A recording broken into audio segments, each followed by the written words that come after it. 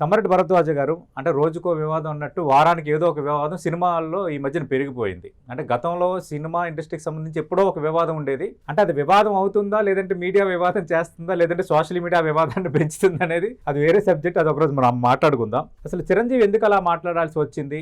అసలు ఆంధ్రప్రదేశ్ ప్రభుత్వం సినీ కళాకారులను ప్రోత్సహించడంలో తెలంగాణతో పోలిస్తే వెనుకబడి ఉందా?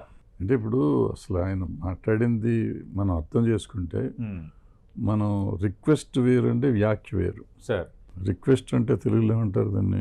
అదే సార్, అభ్యర్థన. అభ్యర్థన అభ్యర్థనకి వ్యాఖ్యకి చాలా తేడా ఉంటుంది. నేను చంద్రబాబు నాయుడు గారిని అభ్యర్థిస్తున్నాను, రిక్వెస్ట్ చేస్తున్నాను అని ఆయన చెప్పాడు. అది వ్యాఖ్య ఎట్ట అవుతుంది? చంద్రబాబు నాయుడు గారు తప్పుడోడు, ఆయన కరెక్ట్గా లేడు అని అంటే వ్యాఖ్య. అవును, ఆయన ఆ మాట ఏమనలా. సరే ఇక్కడ చేస్తున్నారు, అక్కడ కూడా చేస్తే బాగుంటుంది, కళాకారులకు చెయ్యాలి అనేది ఆయన సలహా కూడా ఇచ్చాడు. సో దాంట్లో తప్పేం లేదు. అదే నారాయణమూర్తి గారు కూడా అదే మాట్లాడు. ఆయన కూడా దండం పెడుతున్నాను సార్, మీరు చెయ్యండి సార్ అన్నాడు. సో దీంట్లో వాళ్ళని తక్కువ చేయటం కానీ వ్యాఖ్యానించడం కానీ ఏం లేదు నాకు అర్థమైనంత వరకు. మనకి 13 ఏళ్ళ నుంచి లేవండి 2 స్టేట్స్లో కలిపి. 15 ఏళ్ళ నుంచి లేవు. ఇది 15వ ఏడు. బట్ తెలంగాణలో లాస్ట్ ఇయర్ 2 సంవత్సరాలు ఇచ్చారు.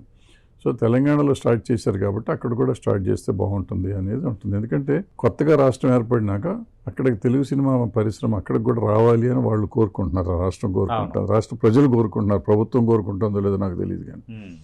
సో దానికి ఒక రకమైన ప్రోత్సాహం, ఇదొక ప్రోత్సాహం, అవార్డులు ఇవ్వటం అనేది ఒక ప్రోత్సాహం అవుతుంది.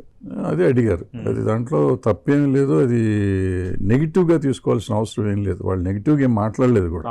ఇక్కడ ఇచ్చారు, అక్కడ కూడా ఇస్తే బాగుంటుంది అంటే. యాక్చువల్గా మొదట్లో ప్రపోజల్ ఏంటంటే ఆల్టర్నేట్ ఇయర్స్ ఇద్దాం అని కూడా అన్నారండి. అక్కడో సంవత్సరం ఇక్కడో సంవత్సరం ఇచ్చిన నంది అవార్డ్స్ పేరు కంటిన్యూ చేద్దాం అని కూడా అన్నారు. బట్ 2 గవర్నమెంట్లకి అది సాధ్యం కాదు అనుకుని మళ్ళీ వదిలేశారు.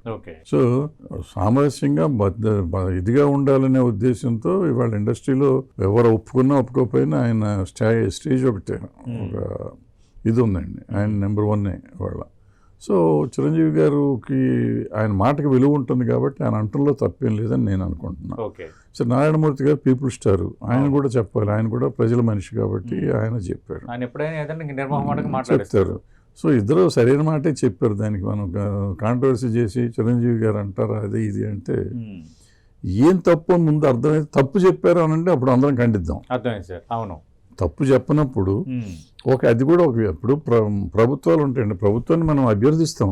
ప్రభుత్వం ప్రజలదే. ప్రభుత్వం ముఖ్యమంత్రి గారు సొంతం కాదు, ఈ ముఖ్యమంత్రి గారు సొంతం కాదు, ప్రజల చేత ఎన్నుకోబడింది.